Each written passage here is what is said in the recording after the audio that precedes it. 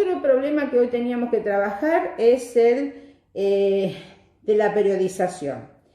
La periodización es un gran desafío para cualquier análisis histórico y en principio un acuerdo que tiene que ver con los conceptos.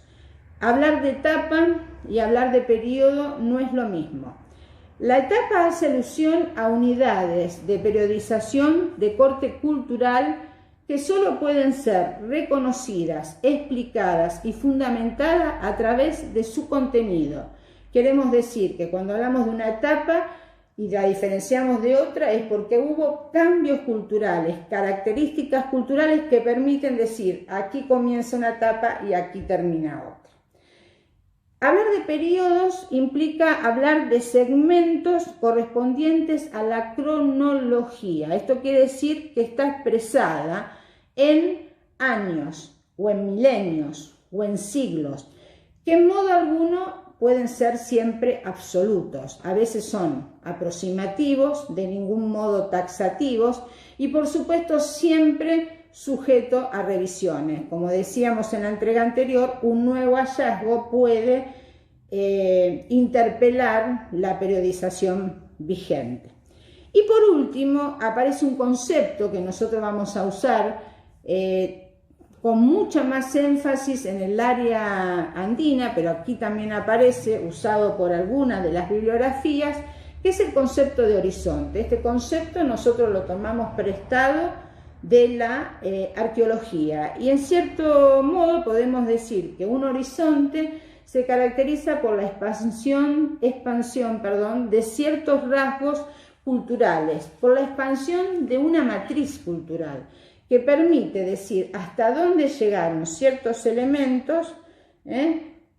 para poder reconocer que una cultura se ha expandido. Ya vamos a ver que esa expansión puede ser solamente por adopción de esos elementos, porque acarrean prestigio, porque tiene que ver con contactos culturales a través de intercambios de tipo no apropiadamente llamados mercantiles para estas profundidades históricas, o porque esta expansión de rasgos culturales acompaña una conquista concreta de otras regiones por fuera del núcleo donde estos rasgos culturales surgieron. Dicho esto, nosotros podemos reconocer distintas periodizaciones para Mesoamérica, y estas distintas periodizaciones también responden a diversos elementos que pudieron ser reconocidos como fundamentales para establecer esa cronología. En principio, poder decir que nosotros vamos a hablar de una cronología que tiene un comienzo y un final. Decíamos que no vamos a comenzar desde el poblamiento del área mesoamericana, sino desde el surgimiento de las primeras sociedades complejas hasta la irrupción de la invasión europea. Fíjense bien que hablamos de invasión y no de conquista, porque la conquista es un fenómeno que existe en la América prehispánica y es un proceso interno, mientras que la invasión viene desde la afuera total, donde no hay elementos posibles o que posibiliten, mejor dicho, ese encuentro del que algunos quisieron hablar y siguen sosteniendo. Pero para hablar entonces de la historia mesoamericana y de cómo poder reconocer esa cronología, podemos hacer un recorte siguiendo a López Austin y López Luján de cómo la historia mesoamericana puede ser seguida a través de tres grandes hilos o tres grandes ejes que incluirían, en principio, lo global, es decir, lo mesoamericano como producto de una gran tradición básica de estos pueblos, un segundo hilo o eje que sería lo local o regional como recorte espacial, y por último, este tercer eje que ellos llaman los protagonistas, es decir, cómo en esos recortes pudieron difundirse bienes, creencias, instituciones, estilos artísticos, que también, por supuesto, establecieron relaciones asimétricas con su hinterland de influencia, con su radio de influencia. Este problema y esta complejidad particular que estos autores que ustedes van a tener que leer, ya vamos a indicar que completamente comenzamos con la lectura de López Austin y López Luján en el primer periodo que vamos a abordar. Estos autores plantean esta complejidad para entender cómo esto se traslada a la dimensión cronológica de Mesoamérica, cómo esto constituye un desafío para poder ajustar o acordar a modo de convención una periodización con la cual trabajar. Y con la cual vamos a trabajar no es una periodización nueva, sí fue cambiando las etapas elegidas por periodizaciones diferentes, teniendo en cuenta este segundo eje que es lo local y regional.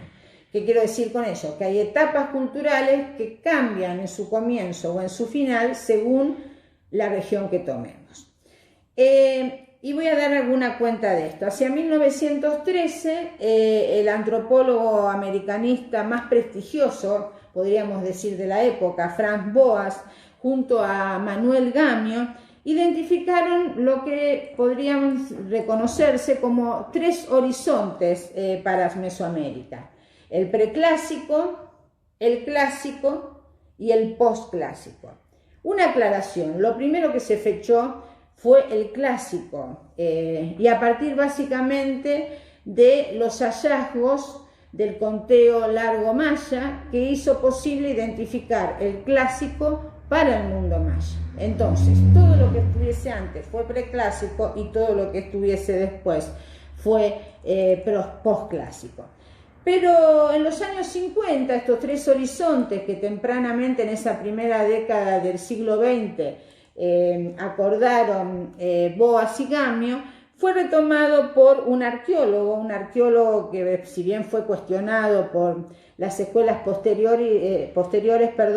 fue el gran hacedor de una historia mesoamericana ya a mitad del siglo XX, que fue Román Piñachán. Román Piñachán sostiene estos tres horizontes, solo que va a ir cambiándole algunas características, y a esto se van a sumar en el avance que se empieza a gestar con toda claridad en la última mitad del siglo XX de las continuas exploraciones y estadías de los arqueólogos norteamericanos en estos países que conforman el área mesoamericana y particularmente en México, que como siempre decimos está tan lejos de Dios y tan cerca de los Estados Unidos, que permitió que los arqueólogos norteamericanos solamente hicieran algunos cambios, como intentar modificar o reemplazar el concepto de preclásico, por el de formativo. Esto es porque es un acuerdo casi general para la arqueología norteamericana que la consolidación de las sociedades complejas, es decir, este final de las sociedades igualitarias, se denomine bajo este concepto.